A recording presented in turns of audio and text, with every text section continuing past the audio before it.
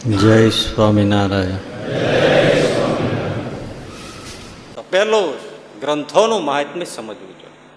એક વાત કહું, ઉત્તર પ્રદેશમાં રામપુર ગામ છે. થોડા વર્ષો પહેલા એક ઘટના બની. ઘટના એટલે ઘટના, 100 ટચની. એક દુકાનદાર, દૂધની દુકાન, ત્યાં એક મુસ્લિમ માણસ દૂધ લેવા પણ નિયમિત રોજ સવારે આવે. અને ત્યાં એ પ્રદેશની રીત છે ને, માટીની કુલડીઓમાં દૂધ, દહીં, છાશ બધું માટીની કુલડીઓમાં જ આપે. રોજ પેલો મુસ્લિમ સજ્જન દૂધ લેવા આવે, માટીની કુલડીમાં દૂધ આપે અને દૂધ લઈને પેલા મુસ્લિમ સજ્જન જતા રહે. મુસ્લિમ સજ્જન ખરેખર સજ્જન એમ. એમાં એક દિવસ એમણે આવ્યા અને આ બનેલી ઘટના, એમણે દૂધની કુલડીમાં દૂધ આપ્યું, લીટર 2 લીટર જે જોઈતું છે એ લીધું, માથે પેલા કાગળ ઢાંકી દીધો અને લઈને જતા હતા. પણ જેવા 10 ડગલા આમ ગયા અને કુલડી ઉપર નજર પડી અને કાગળ ઉપર નજર પડી, લાલ ટાંડા જેવી આંખો થઈ ગયો અને પાછા ફેર્યા. दुकानदार ने कि अरे तुम आदमी हो कि क्या हो, पशु जनावर हो क्या हो, तुम हिंदू हो, तुम हिंदू की औलाद हो, तुम क्या हुआ साहब जी, देखो इस पे, देखो ये कुलड़ी पर तुमने क्या रखा है, किसका कागज तुमने पस्ती रख कर दिया है, देखो क्या है ये सब. હવે એ પાનું ફાડીને જે મૂક્યું હતું ભગવદ્ ગીતાનું હતું. એ हिंदू धर्म का पवित्र ग्रंथ, पाक ग्रंथ, उसी धर्म ग्रंथ का तुम पन्ना ऐसे फाड़ के ये कुलड़ी पर रखते हो, पस्ती में डालते हो, रास्ते पे डालते हो, ऐसा इस्तेमाल करते हो, तो मूर्ख हो.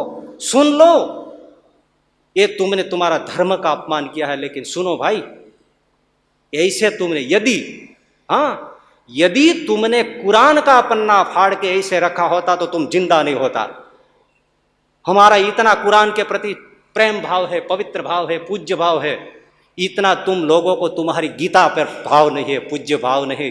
या भगवान या खुदा, हिंदू धर्म की क्या यही अवनति है कि अपने पवित्र ग्रंथों के प्रति इतना आदर भी नहीं. जिंदा नहीं होते, कुरान का पन्ना फाड़ के रखा होता तो तुम, और तुम गीता की यही हालत करते हो. અને તમે જુઓ આ મુસ્લિમો છે એ પ્રિન્ટિંગ પ્રેસમાં કુરાન છપાતું હોય, આખો પ્રેસ સાફ થઈ જાય અને સરખું પાનું ના નીકળે તો આમ હાથમાં ઝીલી લે. અને એક એક પન્નાને કુરાનમાં મુસ્લિમો આમ હાથમાં ઝીલતા જતા હોય અને ગોઠવતા જતા, હાથમાં ઝીલતા. અને જેમાં પ્રિન્ટિંગ સારું ન ઉપસે એને લઈ લે અને વ્યવસ્થિત રીતે એને પવિત્ર સ્થાનમાં એને વહાવી દેવામાં આવે. ક્યાંય તમને કુરાન ક્યાંય રખડતું નહીં મળે. આટલો એનો અમુક વાસ્તો તો એની પાસે શીખવી પડે ભાઈ, ધર્મ ગ્રંથને, કુરાન નહીં.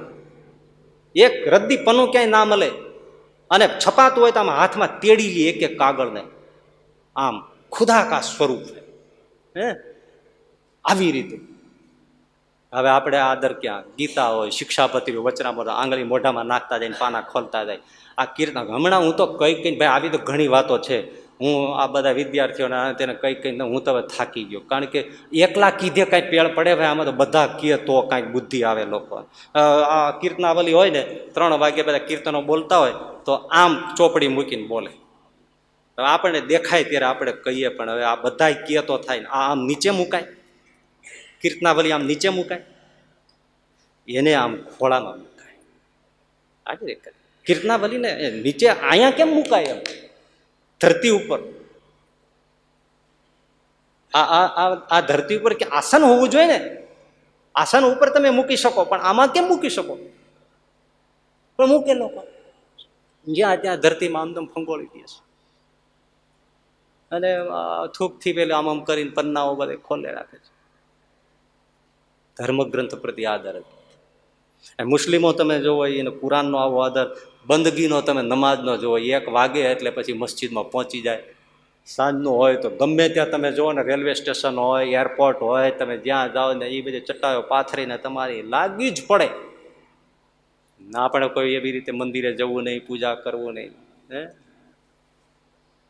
શીખવા જેવું છે. અને ધર્મગ્રંથનો આટલો આદર